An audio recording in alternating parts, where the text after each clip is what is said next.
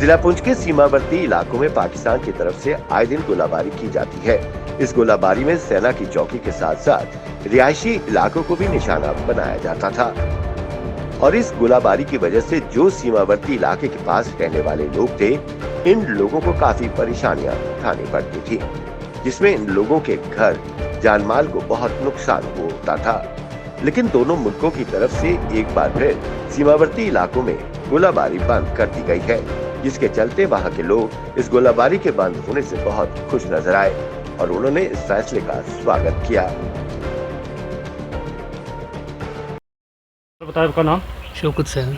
तो ये पाकिस्तान की तरफ से जो गोलाबारी बंद हुई है दोनों मुल्कों में, तो आप क्या कहना चाहेंगे? हम इसमें बहुत खुश हैं सर। इन दोनों मुल्कों का बहुत शुक्रिया अदा करते हैं कि गोलाबारी बंद होना चाहिए और जो बंद है ऐसा ही ज़िंदगी से बंद रहना चाहिए। उस टाइम हम इधर हमारा रहना भी मुश्किल हो जाता है। हमारे घर के पास इधर ही दो साल पहले वो 2 बच्चे और एक उनकी माँ गोलाबारी से उनकी मौत हो गई थी। तो हम इसका वेलकम करते हैं, शुक्रिया अदा करते हैं दोनों हुकूमतों का। अगर ऐसा हुआ है तो बहुत बहुत शुक्रिया दोनों हुकूमतों का। तो इतनी बात है, हम खेती बाड़ी भी नहीं कर सकते क्योंकि फ्रंट हम कंट्रोल लेन पर रहते हैं, इधर फ्रंट पर सामने। तो इसलिए हमारे बच्चे भी स्कूल नहीं जा सकते। जब गोलाबारी होती है स्कूल बंद हो जाते हैं। अच्छी बात है, गोलाबारी बंद से इधर की आवाम को भी सहूलत है, उधर की आवाम को भी सहूलत है।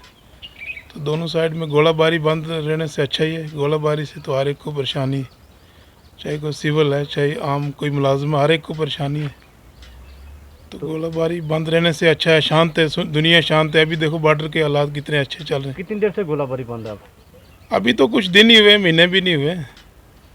तो जी सरकार को क्या कहना चाहेंगे आप? सरकार को यही कहना चाहेंगे कि आपस में मिलजुल के चलो, ताकि जिसमें पब्लिक का फ़ायदा रहे, सरकार का भी फ़ायदा है।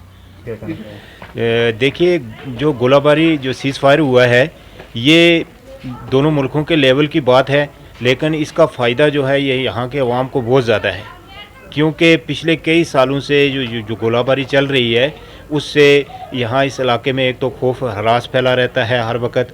उसके बाद के जानी नुकसान भी हुआ है।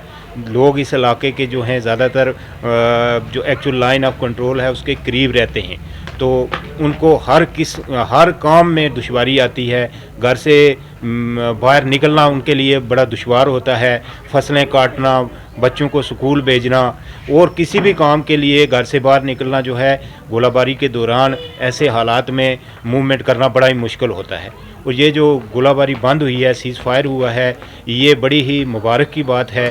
और हम अपने प्रधानमंत्री जी को इस बात की मुबारकबाद देते हैं कि उन्होंने ऐसा जो है कदम उठाया है और ये यहाँ के लोगों के लिए बहुत ही फ़ायदेमंद है। हमारे बच्चे जो हैं वो पहले स्कूल नहीं आ सकते थे, कई बार स्कूल टाइम होता था तो गोलाबारी शुरू हो जाती थी, तो फिर उन स्कूल में आना मुश्किल हो जाता था। अब जब से ये गोलाबारी बंद हुई है तो बच्चे भी आराम से स्कूल आते हैं, पढ़ाई चलती है। इसके अलावा गांव में लोग जो हैं अपनी ज़मीनों में, खेतों में जानवरों को एक जगह से दूसरी जगह जो है चराने के लिए ले जाते हैं, अपनी ज़मीनों में काम करते हैं बेखौफ होके।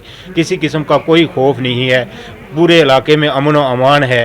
तो हम ये चाहते हैं कि ये सीज़ फायर जो है ये बिल्कुल बरकरार रहना चाहिए। पाकिस्तान को भी इसका जो है पालन करना चाहिए बिल्कुल, और किसी किस्म की इसमें शरारत नहीं करनी चाहिए। पहले भी कई बार जो पहला जो सीज़ फायर हुआ था 2002 में, जब मनमोहन सिंह जी की सरकार थी, तो तब भी वो काफ़ी देर तक वो चला, लेकिन बीच बीच में जो है सीज़ फायर को पाकिस्तान की तरफ से तोड़ा गया। फिर हालात ऐसे बन गए कि पूरी तरीके से जो है सीज़ फायर बिल्कुल एक नाम का ही रह गया था।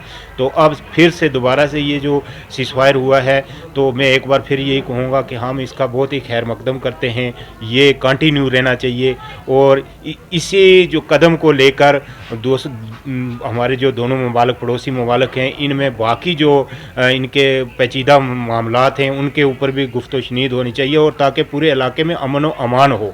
ये गोलाबारी का सिस्टम बंद होना चाहिए और हम इसके ख्वाहिश नहीं रखते। हम यही चाहते हैं कि इलाके में चैन व अमन होना चाहिए, गोलाबारी बिल्कुल बंद होनी चाहिए।